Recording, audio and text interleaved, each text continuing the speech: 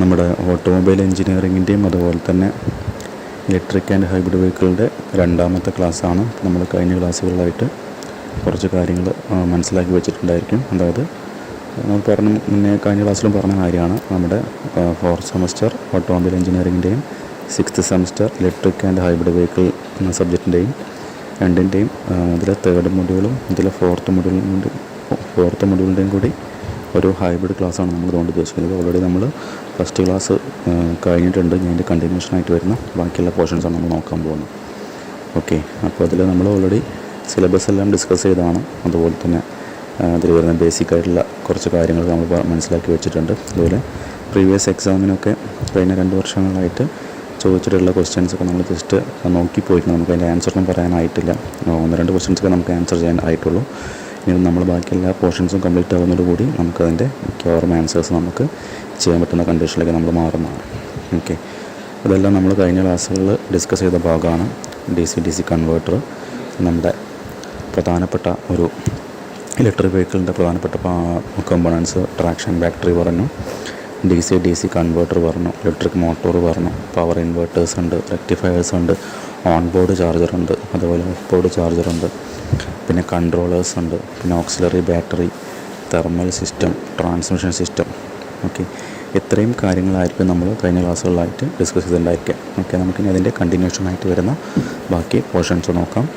ഇനി നമുക്ക് വരുന്നത് നമ്മൾ ജസ്റ്റ് ബാറ്ററിയെക്കുറിച്ച് ചെറിയ 1-2 ടേംസൊക്കെ ഒന്ന് മനസ്സിലാക്കി വെക്കാം. ഇതിൽ വരുന്നത് നമ്മുടെ ബാറ്ററീസ് ആൻഡ് എനർജി സ്റ്റോറേജസ്. ഇതിൽ പറയുന്നത് നമുക്കറിയാം, batteries for electric vehicles most plug in hybrids and all electric vehicles use lithium ion batteries like these. അതായത് ഇവിടെ പറയുന്നുണ്ട് മോസ്റ്റ് പ്ലഗ് ഇൻ ഹൈബ്രിഡ് അല്ലേ. പ്ലഗ് ഇൻ ഹൈബ്രിഡ് എന്ന് പറയുന്ന തരത്തിലുള്ള ഹൈബ്രിഡ് വെഹിക്കിൾസ് ഉണ്ട്. അപ്പോൾ നമുക്കറിയാം, ഒരു കോമൺ ആയിട്ട് ഒരു ഹൈബ്രിഡ് വെഹിക്കിൾ എന്ന് പറയുന്നത് നമുക്കറിയാം അവിടെ IC എഞ്ചിനും പ്ലസ് അവിടെ ഇലക്ട്രിക് മോട്ടോറും ആയിരിക്കും ഉണ്ടായിരിക്കാം. IC എഞ്ചിൻ്റെയും EVയുടെയും ഒരു ഹൈബ്രിഡാണ് ഉദ്ദേശിക്കുന്നത്. നമ്മൾ കോമൺ ആയിട്ട് ഹൈബ്രിഡ് വെഹിക്കിൾ കൊണ്ട് ഉദ്ദേശിക്കുന്നത്. അതുപോലെ തന്നെ പ്ലഗ് ഇൻ ഹൈബ്രിഡ് വരുന്നുണ്ട്. പ്ലഗ് ഇൻ എന്ന് പറഞ്ഞാൽ നമുക്ക് എന്ത് ചെയ്യാൻ പറ്റും, ആ ഹൈബ്രിഡ് വെഹിക്കിൾ നമുക്ക് പ്ലഗ് ചെയ്ത് നമുക്ക് സാധാരണ ഒരു ഇലക്ട്രിക് വെഹിക്കിൾ ചാർജ് ചെയ്യുന്ന പോലെ നമുക്കറിയാം, ഇലക്ട്രിക് വെഹിക്കിൾ ചാർജ് ചെയ്യുക, അതിലുള്ള പ്ലഗ് എന്ത് ചെയ്യും, നമ്മൾ നമ്മുടെ AC പവർ സോഴ്സിൽ പ്ലഗ് ഇൻ ചെയ്യും. നമുക്ക് എന്ത് ചെയ്യാൻ, സ്വിച്ച് ഓൺ ആക്കിയിട്ട് നമുക്ക് ചാർജ് ചെയ്യാൻ പറ്റും. അതുപോലെ തന്നെ ഈ ഒരു ഹൈബ്രിഡ് വെഹിക്കിൾ നമുക്ക് എന്ത് ചെയ്യാം, ഇതേപോലെ നമുക്ക് പ്ലഗിൽ കണക്ട് ചെയ്ത് നമുക്ക് എന്ത് ചെയ്യാൻ പറ്റും, അതിൻ്റെ ബാറ്ററി ചാർജ് ചെയ്യാൻ പറ്റും. ആ ടൈപ്പ് ഹൈബ്രിഡ് വെഹിക്കിളിൻ്റെ പേരാണ് പ്ലഗ് ഇൻ ഹൈബ്രിഡ് വെഹിക്കിൾ എന്ന് പറയുന്നത്. ഓക്കെ, നമ്മൾ നേരത്തെ PH അവിടെ എഴുതിയിട്ടുണ്ട്, PHEV. ഓക്കെ, PHEV പറഞ്ഞാൽ P for plug in, H hybrid electric vehicle, plug in hybrid electric vehicle അതിൻ്റെ ഫുൾ ഫോം ഇവിടെ കൊടുത്തിട്ടുണ്ടായിരിക്കും. പ്ലഗ് ഇൻ ഹൈബ്രിഡ് ഇലക്ട്രിക് വെഹിക്കിളാണ് PHEV എന്ന് പറയുന്നത്. നമ്മൾ ഓൾറെഡി കഴിഞ്ഞ ക്ലാസ്സിൽ അതിൻ്റെ നമ്മൾ നേരത്തെ പറഞ്ഞ പോലെ പ്രീവിയസ് ഇയർ ക്വസ്റ്റ്യൻസ് നോക്കിയ സമയത്ത് അതിൽ ഇലക്ട്രിക് ആൻഡ് ഹൈബ്രിഡ് വെഹിക്കിളിൻ്റെ ക്വസ്റ്റ്യൻ പേപ്പറിലും അതുപോലെ തന്നെ ഓട്ടോമൊബൈലിൻ്റെ ക്വസ്റ്റ്യൻ പേപ്പറിലും കോമണായിട്ട് ചോദിച്ച ക്വസ്റ്റ്യനാണ് PHEVൻ്റെ ഫുൾ ഫോം. അപ്പോൾ മനസ്സിലാക്കാതെ പ്ലഗ് ഇൻ ഹൈബ്രിഡ് ഇലക്ട്രിക് വെഹിക്കിളാണ് PHEVൻ്റെ ഫുൾ ഫോം. അതുപോലെ ഇനിയിപ്പോൾ HEV എന്ന് പറഞ്ഞാൽ ഉദ്ദേശിക്കുന്നത്, HEV എന്ന് പറഞ്ഞാൽ ഹൈബ്രിഡ് ഇലക്ട്രിക് വെഹിക്കിളാണ്. അതായത് ഹൈബ്രിഡ് ഇലക്ട്രിക് വെഹിക്കിൾ എന്ന് പറയുമ്പോൾ IC എഞ്ചിൻ പ്ലസ് EV ആയിരിക്കും ഉണ്ടായിരിക്കും, ഇലക്ട്രിക് വെഹിക്കിൾ ആയിട്ടുണ്ടായിരിക്കും നമ്മൾ HEV കൊണ്ട് ഉദ്ദേശിക്കുന്നത്. ഓക്കെ, അപ്പോൾ ജസ്റ്റ് ആ 2 ടേംസ് ഒന്ന് മനസ്സിലാക്കി വെക്കാം. ഇനി നമ്മൾ ബാറ്ററീസിനെ കുറിച്ച് പറയുമ്പോൾ, ഇപ്പോൾ നമ്മൾ കോമൺ ആയിട്ട് ഇലക്ട്രിക് വെഹിക്കിൾ ഉപയോഗിക്കുന്ന ബാറ്ററിയാണ് ലിഥിയം അയോൺ ബാറ്ററി എന്ന് പറയുന്നത്. ഓക്കെ, നോക്കാം. Lithium ion batteries R currently used in most portable consumer electronics such as cell phones and laptops because of their high energy per unit mass and volume relative to other electrical energy storage system. ഇപ്പോൾ നമ്മൾ common ആയിട്ട് lithium ion batteries നമ്മൾ use ചെയ്യുന്നത് നമുക്കറിയാവുന്ന പോലെ cell phones അല്ലെങ്കിൽ mobile ഫോൺസിൻ്റെ ബാറ്ററീസിലും അതുപോലെ തന്നെ ലാപ്ടോപ്പിൻ്റെ ബാറ്ററീസിലും അതുപോലെ നമുക്ക് ഇലക്ട്രിക് വെഹിക്കിൾ ഉപയോഗിക്കുന്ന ബാറ്ററി ഇതാണ്, ലിഥിയം അയോൺ ബാറ്ററീസാണ്. ഓക്കെ, ഇതിൻ്റെ പ്രത്യേകത പറയുന്നു, they also have a high power to weight ratio. അതിന് ഒരു high power to weight ratio ഉണ്ട്. കാരണം എന്താ വെച്ചാൽ ഉദ്ദേശിക്കുന്നത് എന്താ വെച്ചാൽ കുറഞ്ഞ സൈസിൽ തന്നെ നമുക്ക് വലിയൊരു പവർ സ്റ്റോർ ചെയ്ത് വെക്കാൻ അല്ലെങ്കിൽ വലിയൊരു ചാർജ് സ്റ്റോർ ചെയ്ത് വെക്കാനുള്ള കപ്പാസിറ്റി ലിഥിയം അയോൺ ബാറ്ററീസിനുണ്ടായിരിക്കും. അതുപോലെ ഹൈ എനർജി എഫിഷ്യൻസി ഉണ്ട്, good high temperature performance, long life and low self discharge. അപ്പോൾ സെൽഫ് ഡിസ്ചാർജ് റേറ്റൊക്കെ കുറവായിട്ടാണ് നമുക്ക് ലിഥിയം അയോൺ ബാറ്ററീസിൽ വരുന്നത്. സോ ഇതെല്ലാം അതിൻ്റെ ഒരു ബെനിഫിറ്റ്സ് ആയിട്ട് നമുക്ക് പറയാൻ പറ്റും. ഓക്കെ, അപ്പോൾ ജസ്റ്റ് ലിഥിയം അയോൺ ബാറ്ററീസ് എന്താണെന്നും എവിടെയാണ് ഉപയോഗിക്കുന്നതെന്നും മനസ്സിലാക്കി വെക്കുക. കോമൺ ആയിട്ട് സെൽ ഫോൺസിൽ ലാപ്ടോപ്പിൻ്റെ ബാറ്ററീസിൽ നമുക്ക് പഠിക്കാനുള്ള ഇലക്ട്രിക് വെഹിക്കിളാണ് കോമൺ ആയിട്ട് യൂസ് ചെയ്യുന്നത്. അപ്പോൾ അതിൻ്റെ പ്രത്യേകതകളും അഡ്വാൻറ്റേജസും ഒന്ന് ബെനിഫിറ്റ്സ് ഒക്കെ നമ്മൾ മനസ്സിലാക്കി വെക്കുക.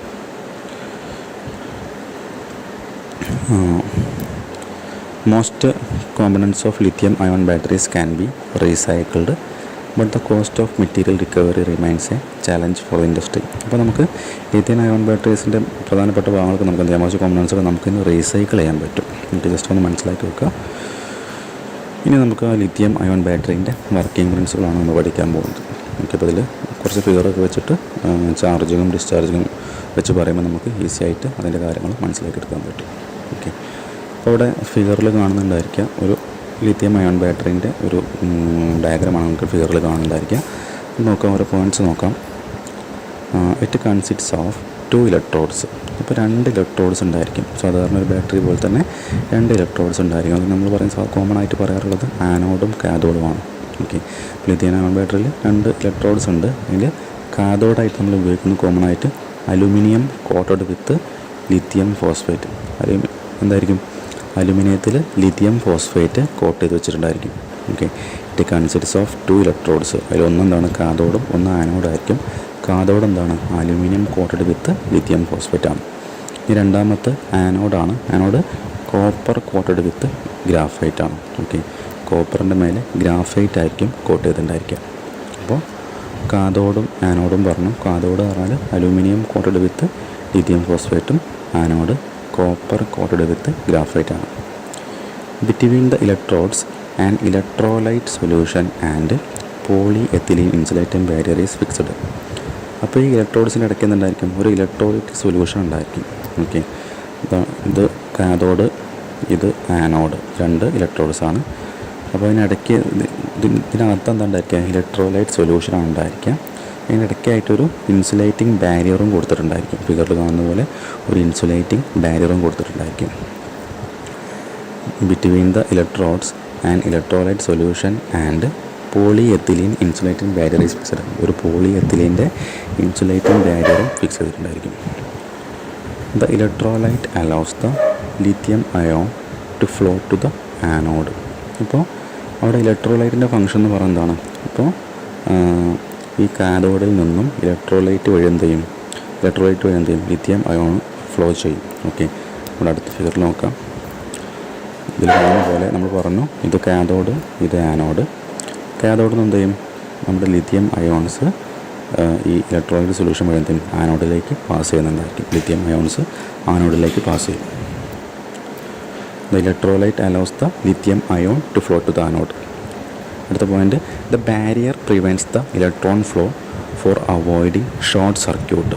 അപ്പോൾ ഇതിൽ നേരത്തെ പറഞ്ഞ നമ്മളൊരു ബാരിയർ കൊടുക്കുന്നില്ല, ഇടയ്ക്ക് ഒരു ഇൻസുലേറ്റിംഗ് ബാരിയർ ഉണ്ട്. അതെന്തിനാണ് കൊടുക്കുന്നത് വെച്ചാൽ അതിൻ്റെ ഇടയ്ക്കുള്ള ആ ഒരു ഷോർട്ട് സർക്യൂട്ട് പ്രിവെൻറ്റ് ചെയ്യാനാണ് അവിടെ ഇൻസുലേറ്റിംഗ് ബാരിയർ കൊടുക്കുന്നത്. ഓക്കെ, അപ്പോൾ ലിഥിയം അയോൺസ് കാഥോഡിൽ നിന്നും ആനോഡിലേക്കാണ് ഫ്ലോ ചെയ്യുന്നുണ്ടായിരിക്കുക. ജസ്റ്റ് മനസ്സിലാക്കി വെക്കുക. ഇനി നമ്മൾ 2 കേസായിട്ട് മനസ്സിലാക്കി അതിൻ്റെ പ്രോസസ്സുകൾ അല്ലെങ്കിൽ വർക്കിംഗ് മനസ്സിലാക്കി വെക്കാം. ചാർജിങ്ങും അതുപോലെ ഡിസ്ചാർജിങ്ങും. ചാർജിങ്ങിൻ്റെ കേസിൽ എന്താ സംഭവിക്കുന്നത് നോക്കാം.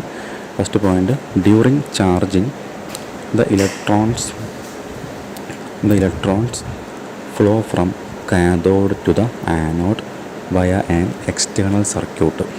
ഇവിടെ മനസ്സിലാക്കേണ്ടത് ഇതാണ് കാഥോഡ്, ഇത് ആനോഡ്. നമ്മൾ ചാർജിങ് ചെയ്യുമ്പോൾ എന്ത് വേണ്ടത്, നമുക്ക് എക്സ്ട്രാ ചാർജർ വേണ്ട, ഒരു എക്സ്റ്റേണൽ ഡിവൈസ് ചാർജർ നമുക്ക് ആവശ്യമുണ്ടായിരിക്കും. ഇപ്പോൾ ചാർജിങ്ങിൻ്റെ സമയത്ത് എന്ത് ചെയ്യും, during charging the electrons flow from cathode to the anode via an external circuit. അപ്പം എന്ത് ചെയ്യും, ഈ കാഥോഡിൽ നിന്നും ഇലക്ട്രോൺസ് എന്ത് ചെയ്യും, ഈ എക്സ്റ്റേണൽ സർക്യൂട്ട് വഴി ആനോഡിലേക്ക് എക്സ്റ്റേണലായിട്ടാണ് ഫ്ലോ ചെയ്യുന്നത്. ഇവിടെ ഞാൻ കാണിച്ച പോലെ പുറമേ കൂടെ എന്ത് ചെയ്യുന്നത്, ചാർജർ വഴിയാണ് എന്ത് ചെയ്യുന്നത്, ഇവിടെ ഇലക്ട്രോൺസ് ഫ്ലോ ചെയ്യുന്നത്. അടുത്ത പോയിന്റ് നോക്കാം. And the lithium ions travels to the anode via the solution and forms lithium iodide graphite. അതുപോലെ എന്ത് ചെയ്യും, നമ്മുടെ ഇതിനകത്തുള്ള ലിഥിയം അയോൺസ് എന്ത് ചെയ്യും, അത് കാഥോഡിൽ നിന്നും ആനോഡിലേക്ക് ഫ്ലോ ചെയ്യുന്നത് ഈ ഇലക്ട്രോലൈറ്റ് സൊല്യൂഷനിലൂടെ ആയിരിക്കും, ഇതിനകത്തു കൂടെ ആയിരിക്കും ഫ്ലോ ചെയ്യുന്നുണ്ടായിരിക്കും. ഓക്കെ, ലിഥിയം അയോൺസ് ഫ്ലോ ചെയ്യുന്നത് ഇതിലൂടെ ആയിരിക്കും. അതുപോലെ ഇലക്ട്രോൺസ് ഫ്ലോ ചെയ്യുന്നത് നമ്മുടെ എക്സ്റ്റേണൽ സർക്യൂട്ടായുള്ള ചാർജർ വഴിയായിരിക്കും കാഥോഡിൽ നിന്ന് ആനോഡിലേക്ക് പോകുന്നുണ്ടായിരിക്കുക. ലിഥിയം അയോൺസ് ഫ്ലോ ചെയ്യുന്നത് ഇൻറ്റേർണലായിട്ടാണ്, ഈ നമ്മുടെ ഇലക്ട്രോലൈറ്റിക് സൊല്യൂഷൻ അല്ലെങ്കിൽ ഇലക്ട്രോലൈറ്റ് സൊല്യൂഷൻ വഴിയാണ് എന്ത് ചെയ്യുക, ഇൻറ്റേർണലായിട്ടാണ് ലിഥിയം അയോൺസ് ഫ്ലോ ചെയ്യുക. When all the lithium ions reach the anode the battery is fully charged. അപ്പോൾ എന്തായിരിക്കും, ഇതിനകത്തു കൂടെ എല്ലാ ലിഥിയം അയോൺസും എന്ത് ചെയ്യാണ്, കാഥോഡിൽ നിന്നും ആനോഡിലേക്ക് എത്തിച്ചേരാവുന്നതായിരിക്കും. നമുക്ക് ബാറ്ററി ഫുൾ ചാർജ് ആയെന്ന് പറയാൻ പറ്റും, അല്ലെങ്കിൽ ഫുള്ളി ചാർജ്ഡ് കണ്ടീഷൻ ആണെന്ന് പറയാൻ പറ്റും. ഓക്കെ, ഇതാണ് അപ്പോൾ ചാർജിങ്ങിൻ്റെ കേസിൽ വരിക. ഇതിൻ്റെ നേരെ ഓപ്പോസിറ്റ് ആയിരിക്കും നമുക്ക് ഡിസ്ചാർജിങ്ങിൻ്റെ കേസിൽ വരിക. അപ്പോൾ ഡിസ്ചാർജിങ് എന്ന് പറയുന്നത് നമ്മൾ ആ ബാറ്ററിയിലെ ചാർജ് ഉപയോഗിച്ച് നമ്മൾ എന്തെങ്കിലും എനർജി കൺസ്യൂം ചെയ്യുമ്പോൾ നമുക്കതിനെ ഡിസ്ചാർജിങ് എന്ന് പറയാൻ പറ്റും. കൂടെ ഫിഗറിൽ കാണിച്ച പോലെ ഇപ്പോൾ ഒരു ബൾബ് എന്തെങ്കിലും നമ്മൾ കത്തിക്കുമ്പോൾ എന്തായിരിക്കും, അവിടെ നമുക്ക് എനർജി സോഴ്സ് ആവശ്യമുണ്ട്. അപ്പോൾ നമ്മൾ ഈ ബാറ്ററിയിലെ എനർജി സോഴ്സാണ് നമ്മൾ യൂസ് ചെയ്യുന്നത്. സോ ഡിസ്ചാർജിങ്ങിൽ during discharging the lithium ion return to the cathode and the electrons flow back to circuit. എന്ത് ചെയ്യും, നേരത്തെ നമുക്കറിയാം ഇത് ആനോഡാണ്, ഇത് നമ്മുടെ ആനോഡ്, ഇവിടെ കാഥോഡ്. എന്ത് ചെയ്യും, ഡ്യൂറിങ് ഡിസ്ചാർജിങ് സമയത്ത് the lithium ion return to the cathode. എന്ത് ചെയ്യും, ലിഥിയം അയോൺ എന്ത് ചെയ്യും, കാഥോഡിലേക്ക് റിട്ടേൺ ചെയ്യും. And the electron flow back to circuit. എന്ത് ചെയ്യും, ഇലക്ട്രോൺസ് ഇങ്ങനെ ഫ്ലോ ചെയ്യും. ഇലക്ട്രോൺസ് എന്ത് ചെയ്യും, ഇവിടെ ഇലക്ട്രോൺസ് ഇങ്ങനെ മൂവ് ചെയ്യുമ്പോഴാണ് എന്ത് ചെയ്യുന്നത്, ബൾബ് ബ്ലിങ്ക് ചെയ്യുന്നത്. ഓക്കെ, ഇലക്ട്രോൺസ് ഇങ്ങനെ മൂവ് ചെയ്യുമ്പോഴാണ്, ഫ്ലോ ചെയ്യുമ്പോഴാണ് എന്ത് ചെയ്യുന്നത്, ബൾബ് ബ്ലിങ്ക് ചെയ്യുന്നത്. എന്ത് ചെയ്യും, ഇലക്ട്രോൺസ് അവസാനം വീണ്ടും ആനോഡിലേക്ക് എത്തിച്ചേരും. ഓക്കെ, അപ്പോൾ നേരത്തെ നമ്മൾ ചാർജിങ്ങിൻ്റെ കേസ് സംഭവിച്ചിട്ട് നേരെ ഓപ്പോസിറ്റ് നടക്കും. ഇൻറ്റേർണലായിട്ട് ലിഥിയം അയോൺസ് ആനോഡിൽ നിന്നും കാഥോഡിലേക്ക് പോകും. ഇലക്ട്രോൺസ് എന്ത് ചെയ്യും, നേരത്തെ പോയതിൻ്റെ നേരെ ഓപ്പോസിറ്റ് ഡയറക്ഷനിൽ ഫ്ലോ ചെയ്യുമ്പോൾ ഇവിടെ എനർജി കൺസ്യൂം ചെയ്യും. ശേഷം എന്തെങ്കിലും ഇലക്ട്രോൺസ് ഇങ്ങോട്ട് പാസ് ചെയ്യും. അടുത്ത പോയിൻ്റ് നോക്കുക. Once all the ions return, എല്ലാ അയോൺസും റിട്ടേൺ ചെയ്ത് കഴിഞ്ഞാൽ the battery is fully discharged കണ്ടീഷനിലേക്ക് മാറി. അപ്പോൾ എന്തായിരിക്കും, എല്ലാ അയോൺസും എന്താണ്, ഇവിടെ ആനോഡിൽ നിന്നും കാഥോഡിലേക്ക് എത്തിക്കഴിഞ്ഞാൽ എന്തായിരിക്കും, നമുക്ക് ബാറ്ററി ഫുള്ളി ഡിസ്ചാർജ്ഡ് കണ്ടീഷനിലേക്കായി എന്ന് പറയാൻ പറ്റും. ഇതാണ് നമുക്ക് ലിഥിയം ബാറ്ററിനെ കുറിച്ച് നമ്മൾ മനസ്സിലാക്കേണ്ട കാര്യം. ഇതാണ് നമ്മുടെ ഒരു ബാറ്ററിൻ്റെ കോമൺ ആയിട്ടുള്ള വർക്കിംഗ് പ്രിൻസിപ്പിൾ എന്ന് പറയുന്നത്. ജസ്റ്റ് ഒന്ന് മനസ്സിലാക്കി വെക്കുക അതിൻ്റെ കാര്യങ്ങളൊക്കെ. ഓക്കെ, അതുപോലെ നമുക്ക് കേട്ട് പരിചയമുള്ള അടുത്തൊരു ടൈപ്പ് ബാറ്ററിയാണ് നിക്കൽ മെറ്റൽ ഹൈഡ്രൈഡ് ബാറ്ററി. സാധാരണയായിട്ട് നമ്മൾ നേരത്തെ പറഞ്ഞ പോലെ ഹൈബ്രിഡ് ഇലക്ട്രിക് വെഹിക്കിൾ, അതായത് പ്ലഗ് ഇൻ ഹൈബ്രിഡ് ഇലക്ട്രിക് വെഹിക്കിൾക്ക് നമ്മൾ കോമൺ ആയിട്ട് യൂസ് ചെയ്യുന്ന battery nickel metal hydride batteries നമ്മൾ യൂസ് ചെയ്യാറുണ്ട്. അല്ലെങ്കിൽ ഈ ഹൈബ്രിഡ് ഇലക്ട്രിക് വെഹിക്കിൾ എന്ന് പറയുന്ന നോർമൽ ഹൈബ്രിഡ് ഇലക്ട്രിക് വെഹിക്കിളും എന്ത് ചെയ്യാറുണ്ട്, nickel metal hydride batteries use ചെയ്യാറുണ്ട്. ജസ്റ്റ് മനസ്സിലാക്കി വെക്കുക. Nickel metal hydride batteries used routinely in computer and medical equipment offer reasonable specific energy and power capabilities. Nickel metal hydride batteries have a much longer life cycle than lead acid batteries and are safe and risk tolerant. അപ്പോൾ സാധാരണ നമ്മളിപ്പോൾ നേരത്തെ പഠിച്ചിട്ടുണ്ട്, നമ്മൾ auxiliary ബാറ്ററീസിനെ കുറിച്ചൊക്കെ പഠിച്ചിട്ടുണ്ടായിരുന്നു. അപ്പോൾ auxiliary battery common ആയിട്ട് use ചെയ്യുന്ന ഓക്സിലറി ബാറ്ററി എന്ന് പറഞ്ഞാൽ നമ്മുടെ ലെഡ് ആസിഡ് ബാറ്ററി നമ്മൾ സാധാരണയായിട്ട് ഓക്സിലറി ബാറ്ററി ആയിട്ട് യൂസ് ചെയ്യാറുള്ളത്. അപ്പോൾ ലെഡ് ആസിഡ് ബാറ്ററിനെ കമ്പയർ ചെയ്യുന്ന സമയത്ത് എന്തായിരിക്കും, നിക്കൽ മെറ്റൽ ഹൈഡ്രൈഡ് ബാറ്ററി കുറച്ചും കൂടി ലോങ്ങർ ലൈഫ് സൈക്കിളുള്ള ബാറ്ററി എന്നുള്ള കാര്യം മനസ്സിലാക്കി വെക്കുക. ഓക്കെ, അതുപോലെ ഞാൻ പറഞ്ഞ പോലെ these batteries have been widely used in hybrid electric vehicle. അപ്പോൾ കോമൺ ആയിട്ട് ഹൈബ്രിഡ് ഇലക്ട്രിക് വെഹിക്കിളിൽ യൂസ് ചെയ്യുന്ന ബാറ്ററിയാണ് നിക്കൽ മെറ്റൽ ഹൈഡ്രൈഡ് ബാറ്ററി.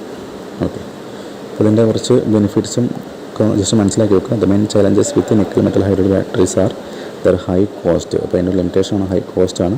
അതുപോലെ ഹൈ സെൽഫ് ഡിസ്ചാർജ് റേറ്റ്. എന്ത് ചെയ്യും, നമ്മൾ ബാറ്ററി ഉപയോഗിച്ചില്ലെങ്കിൽ എന്തായിരിക്കും, ഓട്ടോമാറ്റിക്കായിട്ട് എന്ത് ചെയ്യും, സെൽഫ് ഡിസ്ചാർജ് ചെയ്യും. ബാറ്ററി ഓട്ടോമാറ്റിക് എന്ത് ചെയ്യും, ഇപ്പോൾ 100% നമ്മൾ ഫുൾ ചാർജ് ആക്കി വെച്ചിട്ടുണ്ടായിരിക്കും. ചിലപ്പോൾ 1, 2, 3 ദിവസം എന്തായിരിക്കും ഓട്ടോമാറ്റിക്കലി ചാർജ് വെറുതെ ലോസായി 90ലേക്കും അതുപോലെ പെട്ടെന്ന് കുറയാനുള്ള ടെൻഡൻസി നിക്കൽ മെറ്റൽ ഹൈഡ്രൈഡ് ബാറ്ററിക്ക് കുറച്ച് കൂടുതലാണുള്ള കാര്യം മനസ്സിലാക്കുക. ഓക്കെ, പിന്നെ heat generation at high temperatures and the need to control hydrogen loss. Just അതിൻ്റെ പോയിൻറ്റ്സ് കൊണ്ട് മനസ്സിലാക്കി വെക്കുക. അതാണ് നമ്മുടെ നിക്കൽ മെറ്റൽ ഹൈഡ്രൈഡ് ബാറ്ററി കൊണ്ട് ഉദ്ദേശിക്കുന്നത്.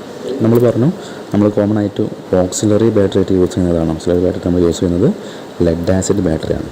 Okay, lead acid batteries can be design to be high power and are inexpensive, safe, recyclable and reliable. അപ്പോൾ reliable ആയിട്ടുള്ളൊരു ബാറ്ററിയാണ് ലെഡ് ആസിഡ് ബാറ്ററി എന്ന് പറയുന്നത്. അതുപോലെ ഇൻഎക്സ്പെൻസീവ് ആണ്, അതുപോലെ റീസൈക്ലബിൾ ആണ്, അതുപോലെ ഹൈ പവർ ഉണ്ടായിരിക്കും. നമ്മൾ സാധാരണയായിട്ട് നമ്മൾ ഒരു IC എഞ്ചിൻ കാറിലൊക്കെ ആണെങ്കിൽ നമുക്കറിയാം, വണ്ടി സ്റ്റാർട്ട് ചെയ്യണമെങ്കിൽ എന്ത് വേണം, നമുക്ക് സ്റ്റാർട്ടിംഗ് മോട്ടറിനെ റൊട്ടേറ്റ് ചെയ്യണം. അപ്പോൾ ഒരു ഹൈ എനർജി ഫസ്റ്റിന് കൊടുക്കാൻ പറ്റിയൊരു ബാറ്ററിയാണ് ലെഡ് ആസിഡ് ബാറ്ററി എന്ന് പറയുന്നത്. ഓക്കെ, അപ്പോൾ അതിൻ്റെ പോയിൻറ്റ്സ് ഒന്ന് വായിച്ച് നോക്കും. പക്ഷേ അതിന് ഒരു ലിമിറ്റേഷനായിട്ട് വരുന്ന ഷോർട്ട് ലൈഫ് സൈക്കിളാണ്. ഓക്കെ, അതിൻ്റെ ഒരു ലൈഫ് സൈക്കിൾ എന്ന് പറയുന്നത് എന്താണ്, നമുക്ക് ലിഥിയം അയോൺ ബാറ്ററീസിനൊക്കെ അപേക്ഷിച്ച് കുറച്ച് കുറവായിരിക്കും നമ്മുടെ ലെഡ് ആസിഡ് ബാറ്ററി ഉണ്ടായിരിക്കും. ആ കാര്യം മനസ്സിലാക്കി വെക്കുക.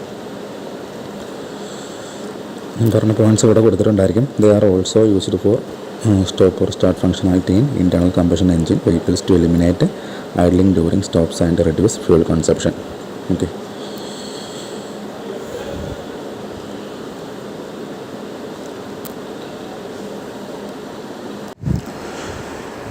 നമുക്ക് നെക്സ്റ്റ് നോക്കാനുള്ളത് നമ്മുടെ സൂപ്പർ കപ്പാസിറ്റർ അല്ലെങ്കിൽ അൾട്രാ കപ്പാസിറ്റർ എന്ന് അറിയപ്പെടുന്ന ഒരു എനർജി സ്റ്റോറേജ് ഡിവൈസാണ്. നമുക്ക് നോക്കാം, ഓരോ പോയിൻറ്റ്സ് ആയിട്ട് നോക്കാം. It is also known as super capacitors. Super capacitors എന്നറിയപ്പെടുന്നു അൾട്രാ കപ്പാസിറ്റേഴ്സും ഏകദേശം രണ്ടും സെയിം തന്നെയാണ്.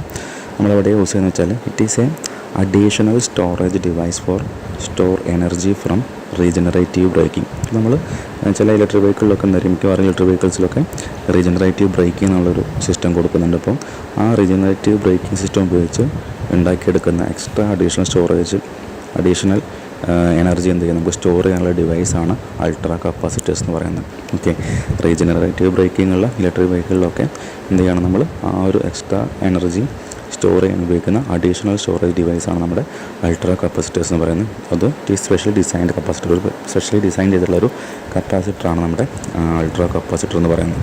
അപ്പോൾ അതിൻ്റെ ഫിഗർ നമുക്കിവിടെ സ്ക്രീനിൽ കാണുന്നുണ്ടായിരിക്കും. അതിൽ പ്രധാനമായിട്ടും പുറത്തു വെക്കേണ്ട കുറച്ച് കാര്യങ്ങൾ, രണ്ട് ഇലക്ട്രോഡ്സ് ഉണ്ട് ഇവിടെ കാണിച്ചിട്ടുണ്ട്. ഇലക്ട്രോഡ്സ് കാണിച്ചിട്ടുണ്ട്, അത് ആക്ടിവേറ്റഡ് കാർബൺ മെറ്റീരിയൽ കൊണ്ടായിരിക്കും ആ ഇലക്ട്രോഡ്സ് ഉണ്ടാക്കിയിട്ടുണ്ടായിരിക്കുക. ഇവിടെ എഴുതിയിട്ടുണ്ട് ആക്ടിവേറ്റഡ് കാർബൺ മെറ്റീരിയൽ കൊണ്ടാണ് ആ ഒരു ഇലക്ട്രോഡ്സ് ഉണ്ടാക്കിയിട്ടുണ്ടായിരിക്കുക. പിന്നെ ഇലക്ട്രോഡ്സിന് ഇടയ്ക്കായിട്ട് സെൻട്രലായിട്ട് എന്തുണ്ടായിരിക്കും, ഇലക്ട്രോലൈറ്റിക് സൊല്യൂഷൻ ഉണ്ടായിരിക്കും. കോമൺ ആയിട്ട് പൊട്ടാസ്യം ഹൈഡ്രോക്സൈഡും അല്ലെങ്കിൽ സൾഫ്യൂരിക് ആസിഡാണ് നമ്മൾ ഇലക്ട്രോലൈറ്റിക് സൊല്യൂഷനായിട്ട് യൂസ് ചെയ്യുന്നുണ്ടായിരിക്കാം. ഓക്കെ, അപ്പോൾ ഇവിടെ ഇലക്ട്രോഡ്സ് ഉണ്ട് രണ്ട് എൻഡിലായിട്ട്, ഇടയ്ക്കായിട്ട് ഇലക്ട്രോലൈറ്റ് സൊല്യൂഷൻ ഉണ്ട്. ഇലക്ട്രോലൈറ്റ് സൊല്യൂഷൻ എന്ന് പറഞ്ഞാൽ പൊട്ടാസ്യം ഹൈഡ്രോക്സൈഡ് അല്ലെങ്കിൽ സൾഫ്യൂരിക് ആസിഡാണ്. പിന്നെ ഇലക്ട്രോലൈറ്റിൻ്റെ ഇടയ്ക്കായിട്ടൊരു സെപ്പറേറ്റർ കൊടുത്തിട്ടുണ്ടായിരിക്കും. അത് സാധാരണ ക്യാപ്റ്റോണാണ് സെപ്പറേറ്ററായിട്ട് യൂസ് ചെയ്യുന്നുണ്ടായിരിക്കാം. ഓക്കെ, പിന്നെ എൻഡിലായിട്ട് രണ്ട് കറണ്ട് കളക്ടേഴ്സ് ഉണ്ട്, നമ്മുടെ അലൂമിനിയം കൊണ്ടായിരിക്കും ഉണ്ടാക്കിയിട്ടുണ്ടായിരിക്കുക. ഓക്കെ, അപ്പോൾ ഈ ഒരു അൾട്രാ കപ്പാസിറ്ററിൻ്റെ ഫങ്ഷൻസ് എന്ന് പറഞ്ഞാൽ സ്റ്റോറിങ്, അല്ലെങ്കിൽ അതിൻ്റെ ബെനിഫിറ്റ്സ് എന്ന് പറയുന്നത് storing large electrical charge. Okay, അപ്പോൾ ഒരു വലിയ ഇലക്ട്രിക്കൽ ചാർജ് എന്ത് ചെയ്യും, വലിയ കപ്പാസിറ്റിയിൽ നമുക്ക് അൾട്രാ കപ്പാസിറ്ററിൽ നമുക്ക് സ്റ്റോർ ചെയ്ത് വെക്കാൻ പറ്റും. അതുപോലെ ചാർജ്ഡ് വെരി ക്വിക്കലി, നമുക്ക് എന്ത് ചെയ്യാം, പെട്ടെന്ന് ആ ഒരു അൾട്രാ കപ്പാസിറ്റർ നമുക്ക് ചാർജ് ചെയ്യാൻ പറ്റും. Release large amount of power, എന്ത് ചെയ്യും, വലിയൊരു എമൗണ്ട് ഓഫ് പവർ നമുക്ക് റിലീസ് ചെയ്യാൻ പറ്റും. ഓക്കെ, അപ്പോൾ അൾട്രാ കപ്പാസിറ്റർ എന്ന് പറഞ്ഞാൽ ഓർത്ത് വെക്കുക, also known as super capacitors ആണ്. It is a additional storage device for store energy from regenerative braking. Specially designed കപ്പാസിറ്ററാണ്. സ്റ്റോറിങ് ലാർജ് ഇലക്ട്രിക്കൽ ചാർജ്, അതുപോലെ ചാർജ്ഡ് വെരി ക്വിക്കലി, അതുപോലെ release large amount of power. ഇത്രയും കാര്യങ്ങൾ ഓർത്ത് വെക്കുക ultra കപ്പാസിറ്ററിനെ കുറിച്ച് ബേസായിട്ട്. പിന്നെ നമ്മളതിൻ്റെ പ്രധാനപ്പെട്ട ഭാഗങ്ങളെല്ലാം പറഞ്ഞു. ഞാൻ അതിൻ്റെ ബാക്കി നോക്കാം.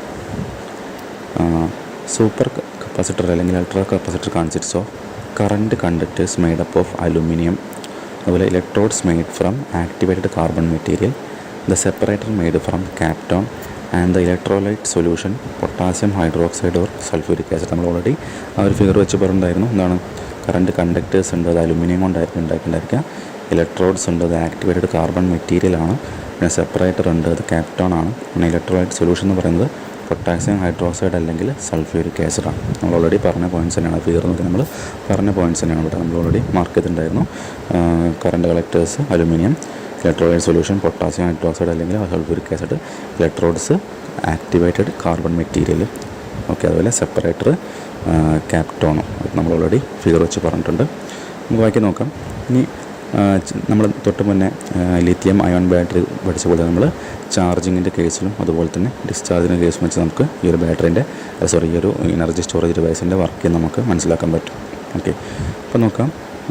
First point, during charging of super capacitors. Okay, അപ്പോൾ നമ്മൾ ഈ ഒരു സൂപ്പർ കപ്പാസിറ്റർ അല്ലെങ്കിൽ ഈ ഒരു അൾട്രാ കപ്പാസിറ്റർ നമ്മൾ ചാർജ് ചെയ്യുന്ന സമയത്ത് A charger connected across the electrodes and the current starts flow inside super capacitor. Okay, A charger connected across the electrodes. ഇപ്പോൾ നമ്മൾ ഫിഗറിൽ കാണാൻ പറ്റുന്ന ചാർജിങ്ങിൻ്റെ സമയത്ത് എന്തായിരിക്കും, ഈ ഇലക്ട്രോഡ്സിന് അക്രോസ് ആയിട്ട് ഒരു ചാർജർ കണക്ട് ചെയ്യും. Okay, across electrodes and the current starts flow inside the super capacitor. അപ്പോൾ എന്തായിരിക്കും, കറണ്ട് ഫ്ലോ ചെയ്യുന്നത് ഇതിനകത്ത് കൂടെ ആയിരിക്കും എന്ത് ചെയ്യുക, കറണ്ട് ഫ്ലോ ചെയ്യുന്നുണ്ടായിരിക്കും. ചാർജിങ് സമയത്ത് ഇതിൻ്റെ അകത്ത് കൂടെയാണ് എന്ത് ചെയ്യുക, കറണ്ട് ഫ്ലോ ചെയ്യുന്നുണ്ടായിരിക്കും. ഓക്കെ. അതുപോലെ there are positive and negative ions present inside the electrolyte distributed randomly across it. നിങ്ങൾക്കിവിടെ ഫിഗറിൽ കാണുന്ന പോലെ തന്നെ എന്തായിരിക്കും, there are positive and negative ions. ഇവിടെ ഇപ്പോൾ പോസിറ്റീവ് അയോൺ ഉണ്ട്, നെഗറ്റീവ് അയോൺസ് ഉണ്ട്. ഇവിടെ നെഗറ്റീവ് ഉണ്ട്, പോസിറ്റീവ് ഉണ്ട്. അപ്പോൾ നെഗറ്റീവ് അയോൺസും പോസിറ്റീവ് അയോൺസും ഉണ്ടായിരിക്കും പ്രസൻറ്റ് ഇൻസൈഡ് ദ ഇലക്ട്രോലൈറ്റ്. ഇലക്ട്രോലൈറ്റിന് അകത്ത് എന്തായിരിക്കും, നെഗറ്റീവ് അയോൺസും പോസിറ്റീവ് അയോൺസും ഉണ്ട്. അപ്പോൾ എന്തായിരിക്കും, റാൻഡമിലി അത് ഡിസ്ട്രിബ്യൂട്ട് അങ്ങനെ മിക്സായിട്ട് എന്തായിരിക്കും, റാൻഡമായിട്ട് അവിടെ ഡിസ്ട്രിബ്യൂട്ട് ചെയ്യുന്നുണ്ടായിരിക്കും. ഓക്കെ.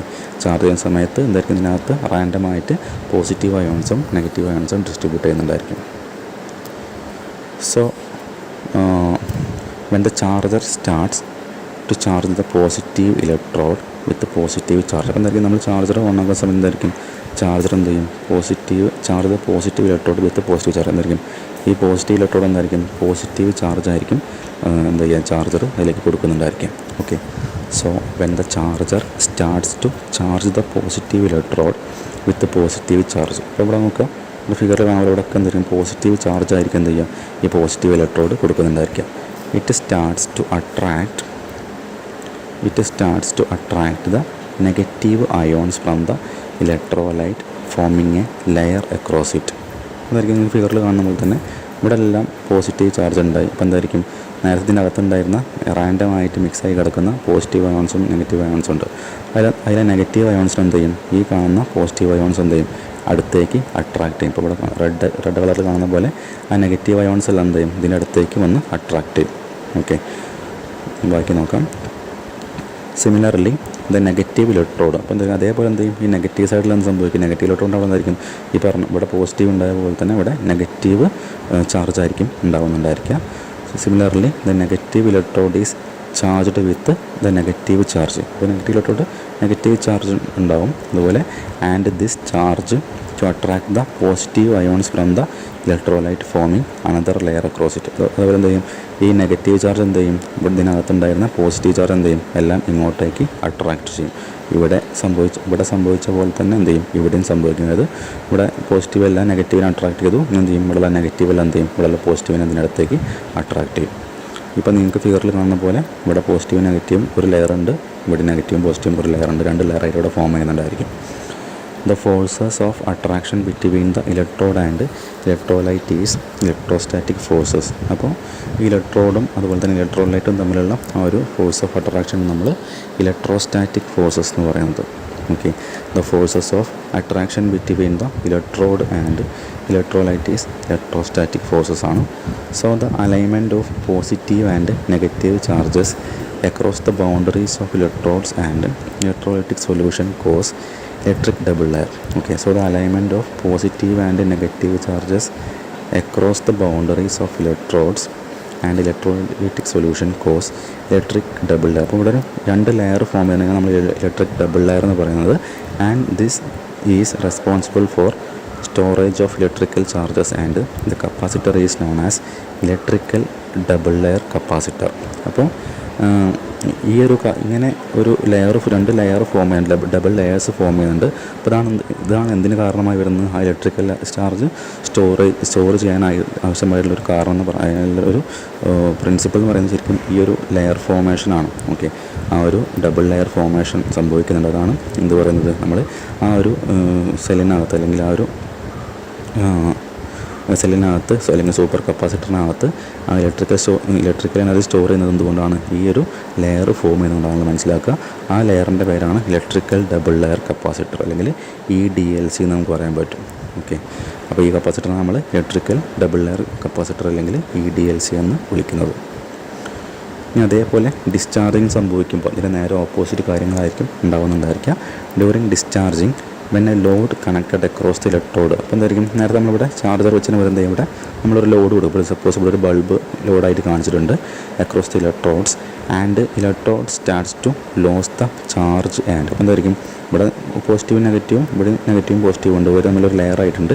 ഇനി എന്തായിരിക്കും, ഇലക്ട്രോൺസ് ഫ്ലോ ചെയ്യുമ്പോൾ എന്തായിരിക്കും, നമുക്ക് അവിടെ നിന്നുണ്ടാകുന്ന ആ ഒരു ഇലക്ട്രോൺസ് അല്ലെങ്കിൽ ചാർജ് എന്ത് ചെയ്യുമ്പോഴൊന്നും ലോസ് ആയി പോകാൻ ടെൻഡൻസി ഉണ്ടായിരിക്കും. Okay, when a load connected across the electrodes and electrode starts to lose the charge and the charge flows through the external circuit and it consumes the charge. അപ്പോൾ എന്തായിരിക്കും, ഒന്ന് electrons ഇങ്ങോട്ട് flow ചെയ്യുമ്പോൾ എന്തായിരിക്കും, അവിടെ നിന്നുള്ള layer എന്താ ബ്രേക്കായി പോവുകയും എന്തായിരിക്കും അവിടെ എനർജി കൺസ്യൂം ചെയ്യുകയും എന്തായിരിക്കും അതിൽ ഓൾറെഡി ചാർജ് ചെയ്തുള്ള ആ സൂപ്പർ കപ്പാസിറ്റർ എന്ത് ചെയ്യും, ഡിസ്ചാർജ് ആയി പോകാനുള്ള ടെൻഡൻസി ഉണ്ടായിരിക്കും. Okay, both the electrodes positive and negative lose charges and hence they cannot attract the ions. അപ്പോൾ എന്തായിരിക്കും, ഇവിടുന്ന് പോസിറ്റീവ് ചാർജും ഇങ്ങോട്ട് പോകും എന്തായിരിക്കും, അതുപോലെ ഈ പറഞ്ഞ നെഗറ്റീവ് ചാർജും ഇങ്ങോട്ട് പോകുമ്പോൾ എന്തായിരിക്കും പഴയ പോലെ തന്നെ പഴയ കണ്ടീഷനിലേക്ക് മാറും.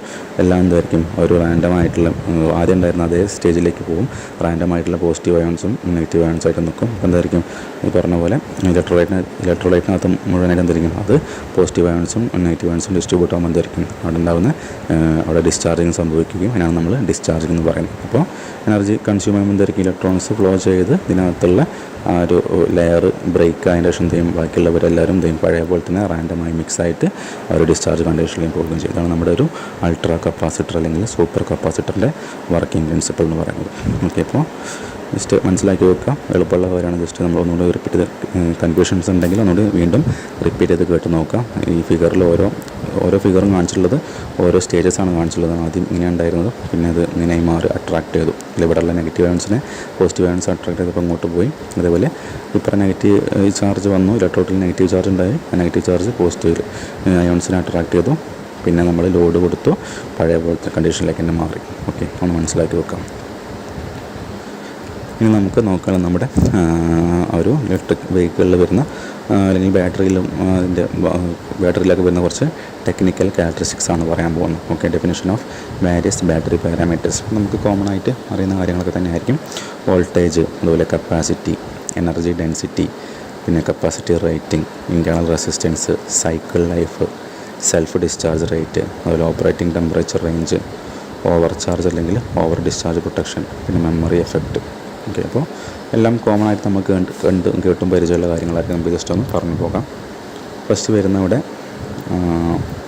നോക്കാം വോൾട്ടേജ്. നമുക്കറിയാം വോൾട്ടേജ് എന്ന് പറഞ്ഞാൽ നമ്മൾ ചെറിയ ക്ലാസ് തൊട്ടേ പഠിച്ച കാര്യമാണ്. It is the potential difference between the positive and negative terminals of battery. ഒരു ബാറ്ററീൻ്റെ നെഗറ്റീവ് ടെർമിനലിൻ്റെയും അതുപോലെ പോസിറ്റീവ് ടെർമിനലിൻ്റെ ഇടയ്ക്കുള്ള ഒരു പൊട്ടൻഷ്യൽ ഡിഫറൻസിന് നമ്മൾ വോൾട്ടേജ് എന്ന് പറയുന്നത്. നമുക്കറിയാം വോൾട്ടേജിൻ്റെ യൂണിറ്റ് വോൾട്ട് തന്നെയാണ്, കോമൺ ആയിട്ട് അറിയുന്ന കാര്യമാണ്. രണ്ടാമത്തെയാണ് കപ്പാസിറ്റി. അതായത് കപ്പാസിറ്റി പറഞ്ഞാൽ ഒരു ഇലക്ട്രിക്കൽ ബാറ്ററീൻ്റെ ഒരു മൊത്തം പവറിനെ എത്രത്തോളം പവറാണ് അതിന് ഡിസ്ട്രിബ്യൂട്ട് ചെയ്യാൻ പറ്റുക, അതാണ് അതിൻ്റെ ഒരു അല്ലെങ്കിൽ എത്രത്തോളം ചാർജാണ് ഡിസ്ട്രിബ്യൂട്ട് ചെയ്യാൻ പറ്റുക, ആ ഒരു ഇതിന് ക്വാണ്ടിറ്റിയാണ് നമ്മൾ അതിൻ്റെ കപ്പാസിറ്റി എന്ന് പറയുന്നത്. അപ്പോൾ ഒരു ബാറ്ററിയുടെ കപ്പാസിറ്റി എന്ന് പറഞ്ഞാൽ അവിടെ പോയിൻ്റ് കൊടുത്തിട്ടുണ്ട്. It represents the amount of electric charge battery can store. ഇപ്പോൾ ഒരു ബാറ്ററിക്ക് സ്റ്റോർ ചെയ്യാൻ പറ്റിയിട്ടുള്ള എമൗണ്ട് ഓഫ് ഇലക്ട്രിക് ചാർജിനെയാണ് നമ്മൾ അതിൻ്റെ കപ്പാസിറ്റി എന്ന് പറയുന്നത്. കോമൺ ആയിട്ട് നമ്മൾ ആംബിയർ ഹവറിൽ അല്ലെങ്കിൽ മില്ലി ആംബിയർ ഹവറിലൊക്കെയാണ് നമ്മൾ ഒരു ബാറ്ററിയുടെ കപ്പാസിറ്റി നമ്മൾ സാധാരണയായിട്ട് ഡിനോട്ട് ചെയ്യാറ്. Okay, it is measured in ampere hours or milli ampere hours.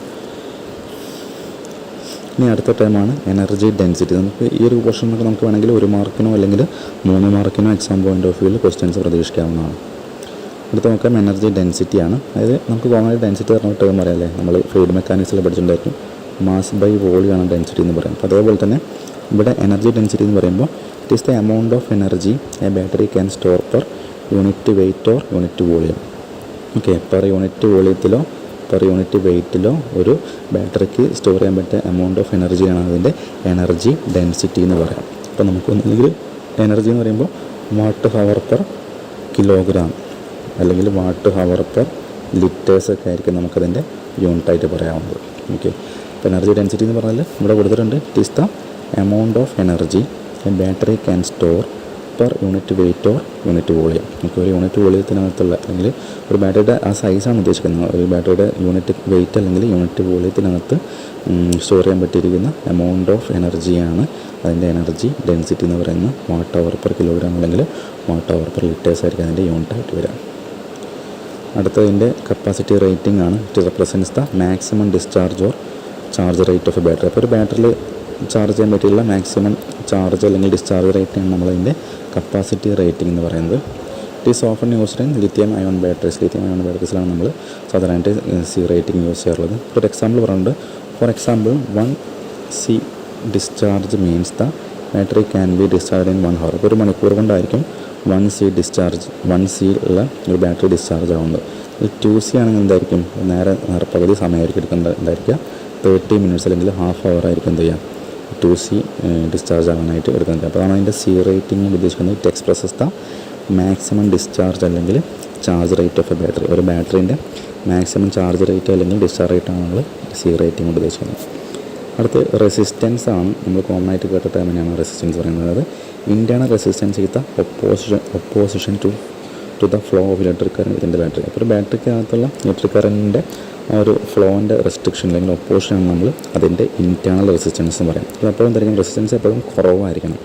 Lower internal resistance leads to better efficiency and high power delivery. അപ്പോൾ നമുക്ക് ഹൈ പവർ ഡെലിവറി അല്ലെങ്കിൽ ബെറ്റർ എഫിഷ്യൻസി വേണം, എന്ത് വേണം അവിടെ ലോവർ ഇൻറ്റേർണൽ റെസിസ്റ്റൻസ് ആണ് ഉണ്ടായിരിക്കേണ്ടത്. ഓക്കെ, അപ്പോൾ എന്തായിരിക്കണം റെസിസ്റ്റൻസ് കുറവായിരിക്കണം എങ്കിൽ മാത്രമേ നമുക്ക് ബാറ്ററിയുടെ കണ്ടീഷൻ ഗുഡാണെന്ന് പറയാൻ പറ്റും.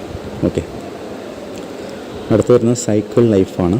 Cycle life refers to the number of charge and discharge cycles a battery can undergo before its capacity significantly ഡീഗ്രേഡ്സ്.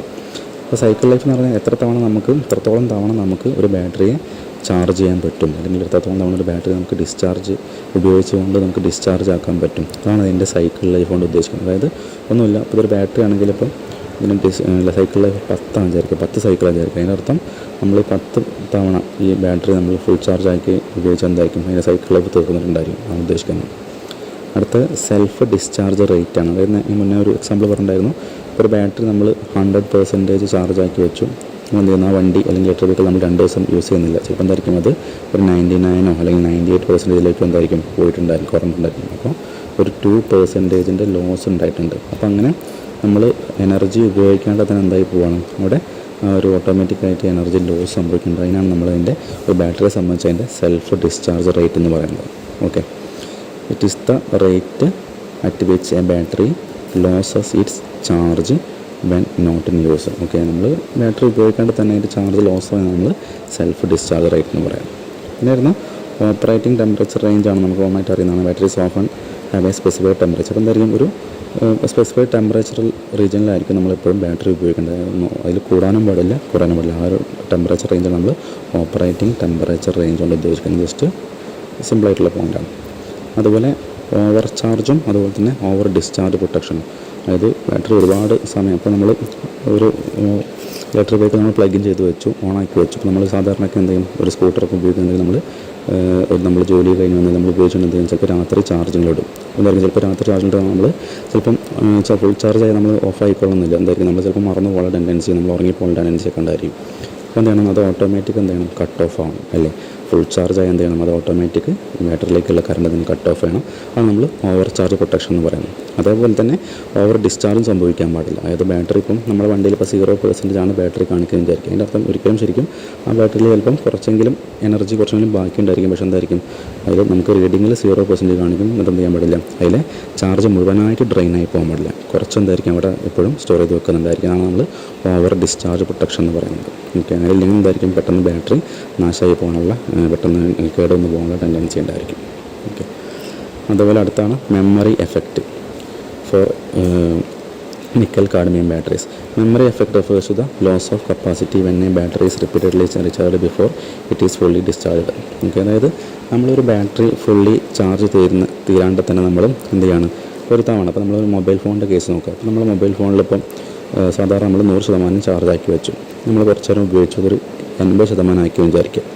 Okay, ഇനി എന്ത് ചെയ്യണം, നമുക്ക് ഇനി പുറത്ത് പോകാനുണ്ട് വിചാരിക്കുക. നമ്മൾ വീട്ടിൽ നിന്നും നമുക്ക് ചാർജർ കണക്ട് ചെയ്യാനുള്ള ഒരു അവസരം ഉണ്ടായിരിക്കില്ല. അപ്പോൾ നമ്മൾ വീട്ടിൽ നിന്ന് പുറത്ത് പോകാൻ വിചാരിക്കുക. അപ്പോൾ എന്തായിരിക്കും നമ്മൾ ചിലപ്പോൾ എന്ത് ചെയ്യും, നമുക്ക് പോകുന്ന വഴിക്ക് എന്ത് ചെയ്യും, ചിലപ്പോൾ നമുക്ക് ഫോൺ ഉപയോഗിക്കേണ്ടത് നമ്മൾ ചിലപ്പോൾ ഫുൾ ചാർജ് ആക്കാനുള്ള ടെൻഡൻസി ഉണ്ടായിരിക്കും. അപ്പോൾ നമ്മൾ എന്ത് ചെയ്യണം, വീണ്ടും 80 നമ്മൾ വീണ്ടും 100 ആക്കുകയാണ്. ശരിക്കും എന്ത് ചെയ്യില്ല, ശരിക്കും 80 100 ആക്കുന്നത് ശരിക്കും നമ്മൾ ഒരു സൈക്കിളായിട്ട് കൗണ്ട് ചെയ്യാൻ പാടില്ല.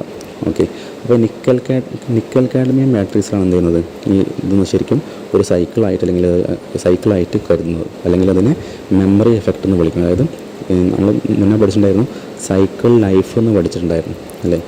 സൈക്കിൾ ലൈഫ് എന്ന് പറഞ്ഞാൽ ശരിക്കും ഉദ്ദേശിക്കുന്നതാണ് ഒരു ബാറ്ററി ഫുൾ ചാർജിൽ നിന്നും അത് 0ലേക്ക് എത്തി, ഇനി എന്ത് ചെയ്യണം, നമ്മൾ വീണ്ടും 0 100 ആക്കണം അല്ലെങ്കിൽ ഫുൾ ചാർജ് ആക്കണം. അപ്പോൾ നമുക്കതിന് ഒരു സൈക്കിൾ എന്ന് പറയാം.